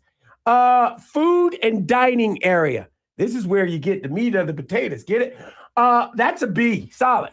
Nutritionist and dietitian, A-. Locker room, A. Training room, A-. Training staff, B+. Weight room, A. Strength coach, A. I said Bermuda. But thank you. I got you, Mark. I hear you. Everybody wants to throw that. Strength coach, A. Position coaches, A-. Offensive coordinator. Now, that's the only one that was below a B. C-. Defensive coordinator, B. Special teams coach, A. Team travel. That means, how does the team travel? Do you feel good about yourself? Oh, hell yeah. They got a B. Their head coach, he got an A. The general manager got an A minus. The ownership got an A. They're probably one of the best. That's probably one of the best. There's no Fs or Ds or anything like that around here. No, that's good. This is probably by far the easiest way to see all 32 teams and where they stack. Obviously, the players did all. Oh, these, yeah, right. The players did the survey, so everybody talks about it. Everybody's talking about it. I'm looking. I'm gonna be a free agent this year. How you guys doing? What you guys do? You know what I'm saying? This is a quick reference right here. This right here is the Yellow Pages. Fair enough. A lot of people don't know what that means, though, Derek. See, I do. That's Google. It's Google, everybody. It's Google. That's what it is. Yellow Google Pages before was Google. Google. Yep. Right. It's just the Yellow Pages before Blue. Man, some of these teams, especially Pittsburgh, that surprises me the most. With their ratings and their report card. I mean, it's just.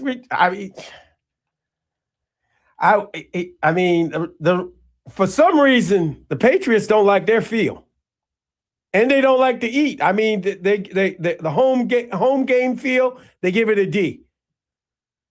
Food and dining area, D plus. I mean, they even they gave team travel an F.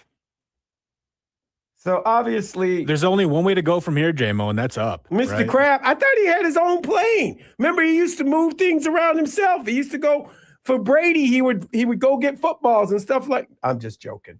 That's just a bad joke.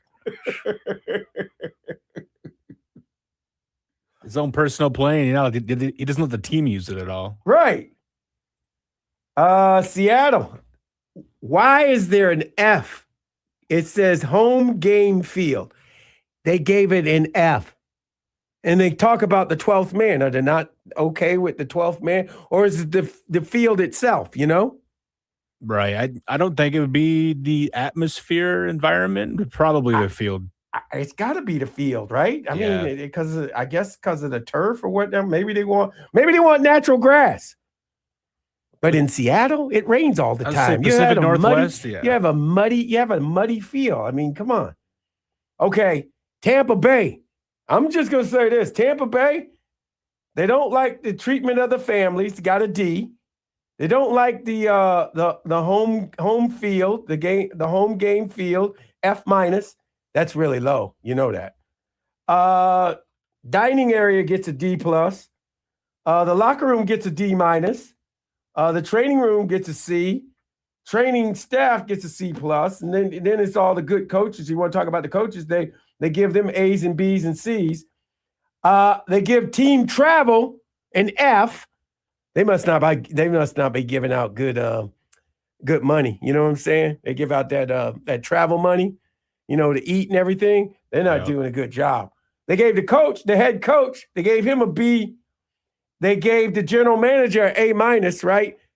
And here's why they don't like things, because maybe the owner didn't make some promises. They did a D. They gave the team ownership a D. Overall ranking, the number 29 out of 32. Exactly. And you're down in Tampa Bay. Exactly. You're in the sun.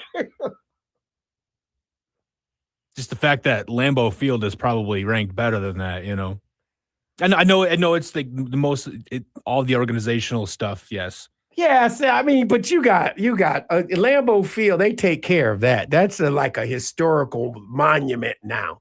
You know what I'm saying? And I think because of that, the team does a better job of the organization and the management do a better job of making sure the players are good. Because no, Eric, they did not get all Fs. The Bengals did not do all Fs. I'm sorry, I skipped the Bengals, but you're right. I'll give it to you right away.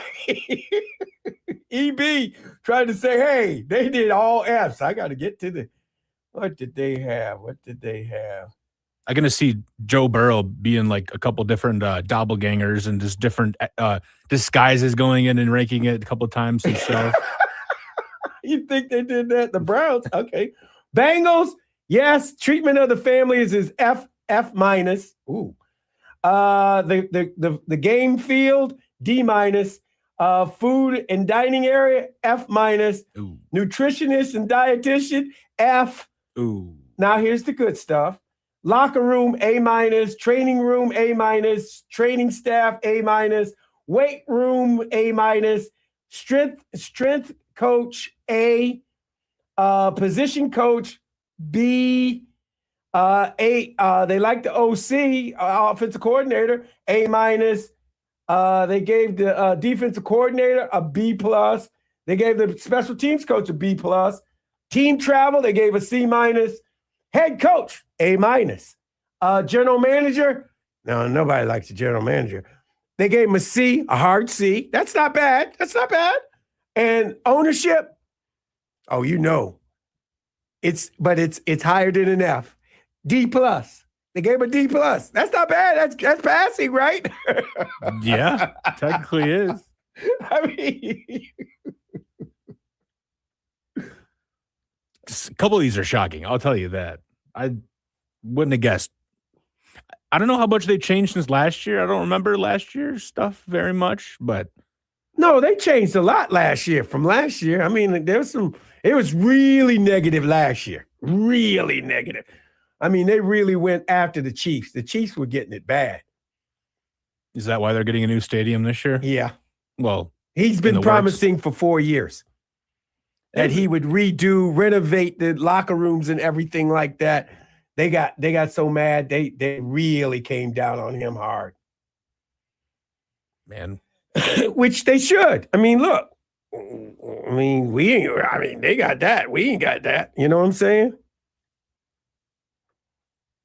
Just saying. Interesting. It's interesting.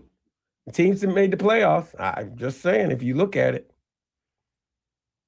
I mean, I don't know why Buffalo, they graded their game feel as an F. They're going into a new one. They should just put INC, you know? INC, incomplete, you know? They're not playing on it anymore, so right. Why rank it now? No, they were ranking it at the time, yeah. what they were playing on, but they should have said we're getting a new stadium or something like that. So we cannot say or something like that. I don't know why they gave it an F real quick, boy. And the Bills are right in the middle of the pack, ranked number 16 out of all the parameters. Yeah. How about the Carolina Panthers? Treatment of families, B. Right. Fair enough. Home game field, F. They gave it an F. I that's Carolina, bruh. That's out in the open. That's a good field. I like that. I've never run on that field. I don't know but you know. Hey, their weight room, B. Training staff, A minus. Training room, B. I mean, they like a lot of things. They gave team travel a D. So that means they ain't doing something right. And their locker room D plus. So, well, yeah. I mean, we really nobody's going to comment there though. Yeah, it's not like Carolina's the mecca of football right now, but hey, I mean, McCaffrey played there for a while. You know, Kuechly, and I know these are years ago, but. Seems like a decent place. I mean, dude. But see, and now you got me. Yeah, I had to go see Green Bay. Treatment of family, C plus. Home field, C plus. Dining in B plus. Nutrition, dietitian, B. Locker room, A. Training room, C. Training staff, C. Ooh, they don't like their training staff. Weight room, A minus. Strength coach, B. Position coach, B plus. Offensive coordinator, C. Defensive coordinator, A minus. Special teams coordinator, B plus. Team travel, B minus. Head coach, B minus. Ooh. General manager, B plus. And ownership, they like the ownership. Well, of course they do. It's the whole city of Green Bay. I mean, they're owned by the whole city. So yeah. That's another aspect too that I didn't really take into account a minute ago. These more publicly owned ones, I feel like they're a little more ranked better, right? I mean, I agree. I don't know why. Why do you think everybody plays their championship games in Indianapolis? Why don't the Colts they put a D plus home game field? They gave a D. Gave a D. And what is the NFL Combine there every single year? Right. Well, that's the most centrally located, though. Most centrally located. Maybe this is just obviously this is just the Colts players, and if that's home field or the stadium, that's the home field. That's the turf itself, right? Right. So yeah. I don't know. And then they're gonna put the Combine on that field. All right. I mean, it's smart. You're bringing everybody together. I mean. Well, have it in Detroit once in a while. Have it in Chicago. It's only like 100 miles away from Indianapolis. Look, I would love to have it here in Michigan. That'd be awesome. Great. Yep. It would be great. It would be great anywhere. You should share this whole thing. But you know what? It's all about the moolah, the lettuce. You know what I'm saying? Indianapolis is only known for the Indianapolis 500. Bring the draft here. Who said that? We had the draft here. Bring the Combine here. We did have the draft here. We set records. Don't you remember the records? Oh yeah. We killed it. A lot of people out there. That was awesome. There was too many damn people. I don't get it. I don't get it. Okay, tell me what's wrong with the Titans field. I don't know what's wrong with the Titans field. Maybe they need Bermuda grass. Just saying. All right, we need to go to a break. We can open up the phones for 29 minutes, 6 seconds. But other than that, we're going to close it up and leave later. But we'll be back. We'll be back in a few minutes. You're listening to the M Zone on the Big 1050.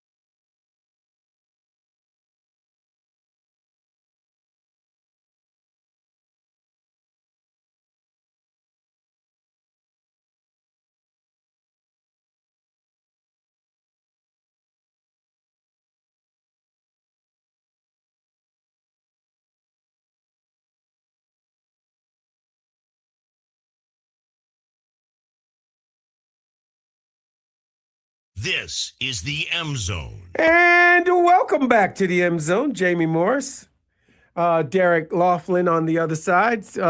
Quick as can. We got to go off at 5:30 because hockey's coming on. Michigan hockey is coming on the station. So 734-998-1050. Hadley, what's up?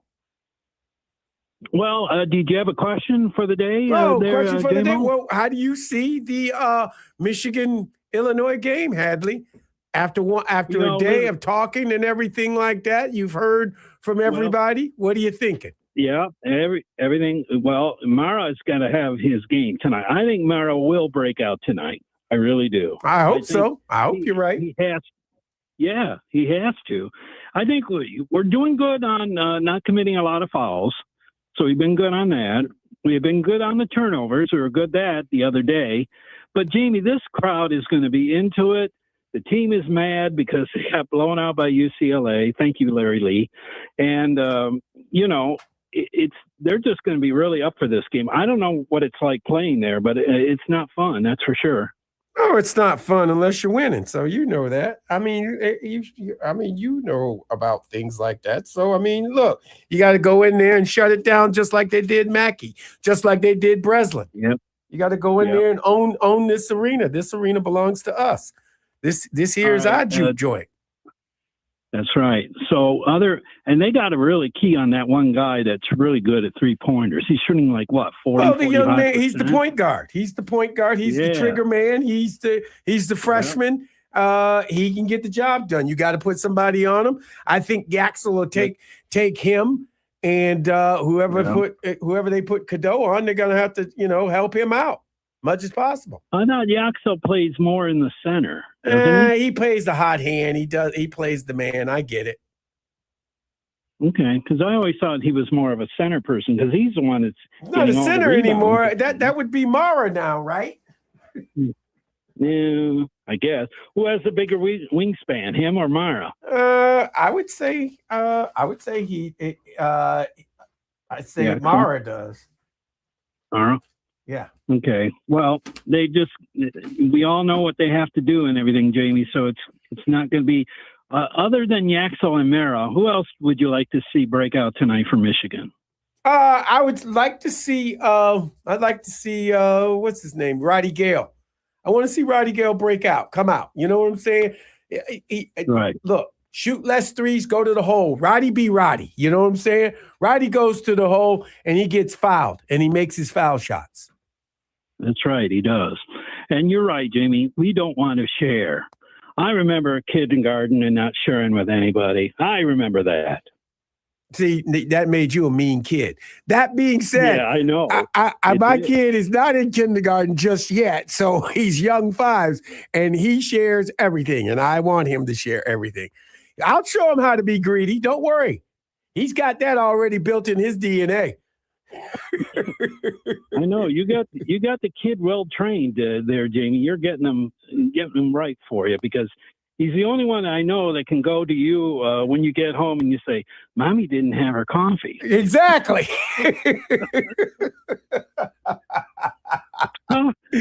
The kids' imaginations these days, it's amazing. No, that ain't imagination. He knew Mommy didn't have coffee because when he woke her up, she wasn't as nice. I wanted to ask you about the food you had today. You didn't really describe it, but what was the cheesecake you had? It was I call it the Larry cheesecake because he wanted banana walnut cheesecake. Ooh. It was so good. She did real bananas too, boy. It was so good. She made it puree. Yes, it was puree bananas with the black walnuts. Black walnuts. Black walnuts. That's what she said. That's what it said on the box. Oh, okay. And I like the candied walnuts. Walnuts by themselves are just gonna. Oh, you're already sweet. You have the sweetness from the banana. You need that other. True. You need that other. But she said they were candied walnuts. Did she say that? Yeah, Pretty sure she did. I'm gonna have to go back and listen, Hadley. We were too perplexed Yeah, by this go food. back. I was just looking at the food. I didn't know she was No. coming today. I did not know. I know. Oh, well, you got a surprise. Yes, I got to go, Hadley. I got to keep rolling. All right. I Sorry. know. Talk All right. to you. Let's go, Hadley. I'll talk to you on I got an announcement to make. We will not be on Monday either. Wait a minute. Because of the Red Wings, they're having a hockey game. I'm just letting you know. Mustafa, you hear that? How you doing, man? I'm good. How about you? I'm doing good. What you laughing about? Why you tell me that? That's gonna be off Monday. Why you telling me that? Because you're gonna say part-timer. Yeah, hey, Jamie's a part-timer.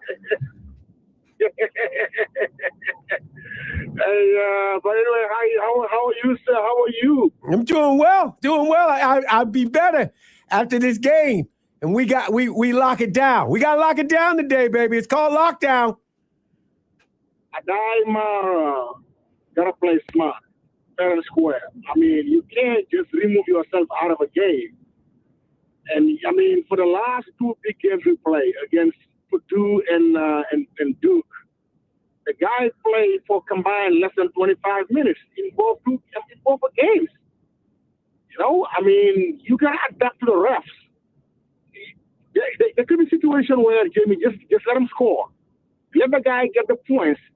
You staying on the floor is more valuable than 2 points. You see what I'm saying here? I got you, bro. I'm with you. I'm following. No, he just gotta be. Come on, man. I mean, at this level, Michigan will not win against a good team with him being in foul trouble. It's just not gonna work out. So to me, the key of the game is him. Play your normal minutes, and then we should be fine. It's gonna be a dog fight because Illinois is our kryptonite. It's everything we don't want to see. Illinois, they are everything we don't want to see. I'm telling you. I'm listening to you. They are Wisconsin on steroids. Little. Take Wisconsin that beat Michigan in Ann Arbor and multiply that by 15. That's Illinois for you. They have everything Michigan don't want to see. So it's going to be I hope they win though, but my hope are not up, man. My hopes ain't up. I mean, I'm just pessimistic for this game. And if we win, fine. Otherwise, we get Iowa or Michigan State. That's it. Okay. I like my chances with both of those, you know? Yeah, and I didn't talk to you since the Duke game, and I wasn't pleased for us being out physical by Duke. It was just not right. You know, I mean, you're right. Hey, look, there's circumstances. We'll talk about it later. All right, man. I know you got short time today, so I'm not going to hold you for too long. All right. Well, I will just talk to you. I just talk to you Monday, my man. Yep. I'll call you from where I'm going to be on Monday because I'm not on the air on Monday because there's a hockey game. The Red Wings got a hockey game. It ain't my fault. Hey, listen. Hey, man, that's your chance, man. You have a good job. Enjoy while you can, bro. Goodbye. 734-998-1050. What you got to say, Philly E? Yeah, I have a question. Keep hearing this. Why are they so mad? Like, I don't get it. They weren't cheated. There wasn't a blown call or a controversy. Who's saying they're mad? They made the final. Who's saying they they're made mad? the Final Four. Right. I mean, you know, and they lost to a very talented team that pretty much underachieved that year. I granted they beat us twice. Somewhere in my garage. Oh, you saying the 89 team? The 89 team lost to us and they didn't get there. They lost to Michigan. It was Michigan who got them. They got us twice and we got them the third time. Right? Yeah. But they said this was a special team. That team should have won the national championship. You stole their national championship. That's why, Philly E. That's why. Very great. Listen, I was a big fan of that team. I'm not going to lie to you. I kind of, like I said, they reminded me of Louisville, where they had a lot of tweeners. Yep. They didn't have like the great size, but they had a lot of athletes, and they crashed the guys board. Could jump. Hey, guys could jump. Guys could get off the floor. They remind me of those Louisville teams from the early and mid '80s. But you didn't block out on the weak side, and Higgins got the rebound and the putback, and what are you gonna do? They lost. They never forgave us for that, bro. Funny, though? They never forgave us. You remember the post game? Freaking Ludu was crying, poor, like, Michigan's a junior NBA team, and we look like a junior varsity team next. I'm saying, like, when you hear that, like, what the hell are you crying about? Your own head coach says that you were out talented. I mean, what are you going to do? Do you really think that coach believed that? He had to come up with something because wait a minute, that was his ticket to a national championship. He knew this was that team. He beat Michigan twice. Oh no! Hey, listen. In my garage, I have Frieder's last game when they got smoked at home on senior day. Somewhere in my garage, I taped it because I was at work that day, and I was afraid I was going to miss it. Turned out I got to watch it at work anyway, and it turned out I really didn't want to watch it because I got smoked.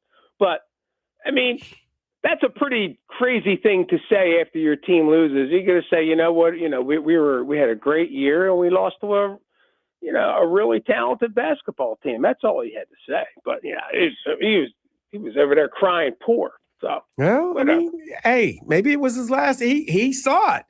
Maybe that was his last opportunity.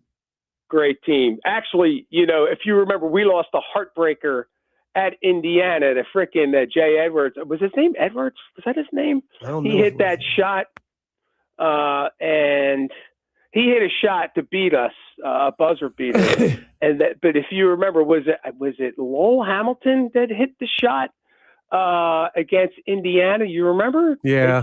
They threw the inbounds pass in, and maybe it was Battle. I can't remember which one it was. That was great when they beat Indiana at Indiana, man. That was just an incredible ending. So that Big Ten season was absolutely off the frickin' chain. A lot of great teams. And we only went 12-6 that year. As great as talented as we were in 1989, we lost games. So, but in the end, we made an incredible run, 6 in a row, obviously, in the tournament. It was just what a magic carpet ride that was. But, they had a great team. They had a great year. So they got to stop being mad. They had a great year. Nah, mad at Michigan for winning the game. Dude. Be mad at yourself. No, you're mad at the team that took it away from you. You mad at that team.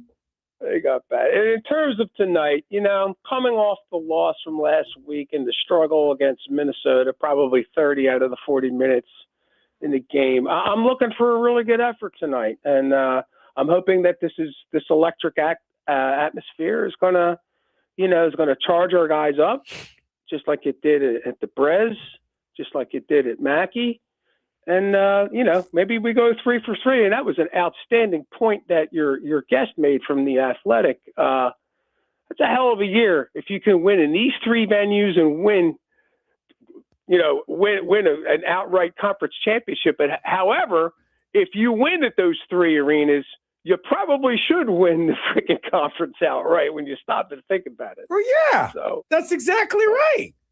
So I'm looking forward to tonight. So that's where I'm at with that. Oh, by the way, did you hear the news today? Now they're throwing the JJ now is to be replaced by either by Rodgers, and the other solution apparently is they're going to bring in Richardson, who none of this stuff really makes sense. If you bring in Rodgers, you went through all the growing pains of last year for absolutely no reason at all. And he's a one-and-done guy. He's not putting you in the Super Bowl. He's basically cooked. And if JJ rightly beats him out, he's going to be a freaking distraction anyway because you can't have Rodgers. Hey, you let him go. You let him go. You can't. I wouldn't even bring him in. I just wouldn't. I mean, if you believe, look, if they believe in JJ, look at Richardson. I say go ahead. Let them go. Let these two get at it. Let them two get at it. One of them needs a bigger project than JJ. I know that, but I'm saying to you, you win on both sides though. You got a running quarterback. You got a guy who'll tuck the ball and run. Yeah, I'd rather have a Kirk the Jerk that can mentor this guy. You know, and Kurt's not mentoring anybody now. Kurt's been treated. You know how bad Kurt's been treated, how bad he feels. You know that. You know how Kurt feels. I mean, he got jerked around. Think about it. He got paid. I knew you were going to say that. He got paid, but hey, he got the shaft. No one told him that they were taking. We're going to take Michael Penix too. Yeah, well, that's not Minnesota's fault. I mean, he has an opportunity to go to Minnesota to play the role. Although, how about Cohen today? Right, he's been killing JJ now on a daily basis, and yet today he comes up and he's saying, "Yeah, Anthony Richardson, he just had some injuries. He's young. He just needs experience." I'm thinking to myself, wait a second. Aren't these all the things that number 9 needs in Minnesota, who's only been there really 1 year? This kid's been in the league 3 friggin' years, right? This is the kid that tapped out, right? You're gonna throw this kid a bone, but you're gonna throw my guy under the bus. Yeah, your guy's still on the team. He's still battling for the position. He's the starting quarterback until KOC says he's not. You know that as well as I do. Yeah, but bringing in Rodgers would be like the worst idea of all time. It's not like he's going to put them over the top. If Rodgers does not look, Rodgers won't want to play if he had to play behind JJ. If JJ wins, I don't think that would be the case. I think if they bring him in, he automatically thinks he's starting. Well, sure and he does. If he doesn't, it's going to be But I mean, he doesn't like to get hit. You saw him run off. He runs off the field when he hands the ball off. He doesn't even. Yeah, and you know what? His arm strength isn't there anymore. No, I mean, so he's 40, what are you worried? 43. So stop worrying. You're worried for the wrong reasons. He's Pittsburgh or bust. That's all he is. Yeah. Well. Oh, by the way, before I go. What? If the Pittsburgh Steelers are ever going to suck, it's going to be this year, Jack. Okay, that whole they've never been bad enough to draft high get a quarterback. Guess what? You got what you wished for. They're going to suck this year. They'll be 9-8 Philly E. They'll go to the wild card and then they'll get booted. Not this year. Not with that freaking coach and not with some washed up quarterback. That coach will be drunk that coach will be drunk every night. Every night. Yeah, he'll be drinking that Steeler beer and all of that. Ugh. He's a fraud. Oh, speaking of which, how about the Packers throwing their coach, Matt LaFraud, under the bus, huh? B-, the great Matt LaFraud. Anyway, you know how that is. Celebrating a championship tomorrow. I shall talk to you guys, I guess, on Tuesday. All right, talk to you. Hey, look at that. You got through all your callers, nothing. See, look at it. I told you we'd be okay. Oh, dandy. We're just perfectly fine. Oh, my goodness. Michigan hockey taking on Minnesota at Yost. Last game of the season. Is it senior night? I believe it is. They do have an exhibition, so I don't think. Oh, they do have an exhibition, don't they? They don't count it. Yeah, they don't really count it. But Simon Fraser on next Thursday. Yes, that's the exhibition game. But okay. Michigan basketball coverage over on our sister station, 102.9 W4 Country. Over on the FM dial, coverage starts 7:30. Tip off at 8:00 with Brian Bush, Terry Milnes. They have the call for you. I'm excited. Michigan's they're gonna come on top in Champaign. I'll tell you that.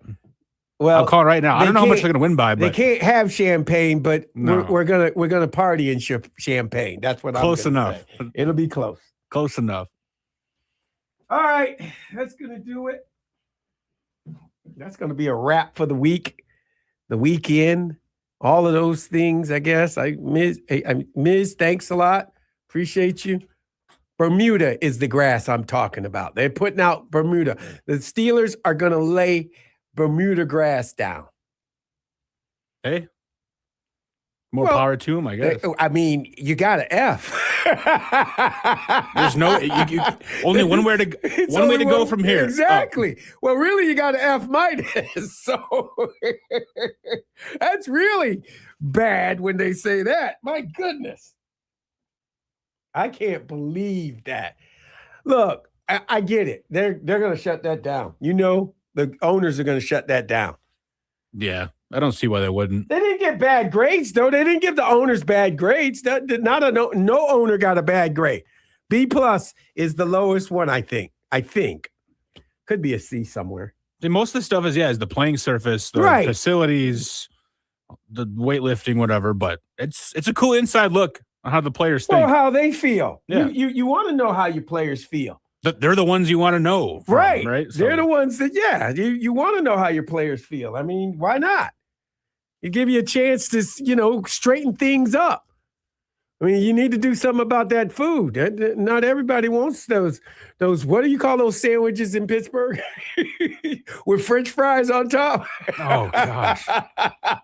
I don't know the name of them. Those huge, big hoagie sandwiches, man. And then they finish it with French fries. Carb overload. Oh, my God. Look, there's all kinds of, and these young men, they're in the tip top of their shape. That's what you do. Well, that's going to do it for the M Zone today. The rest of this week, you guys have a great weekend and come back and cheer for the Blue. And we'll be back on Tuesday. I'm sorry, Red Wing game on Monday at 2:00. I'm just letting you know. You're listening to the M Zone on the Big 1050.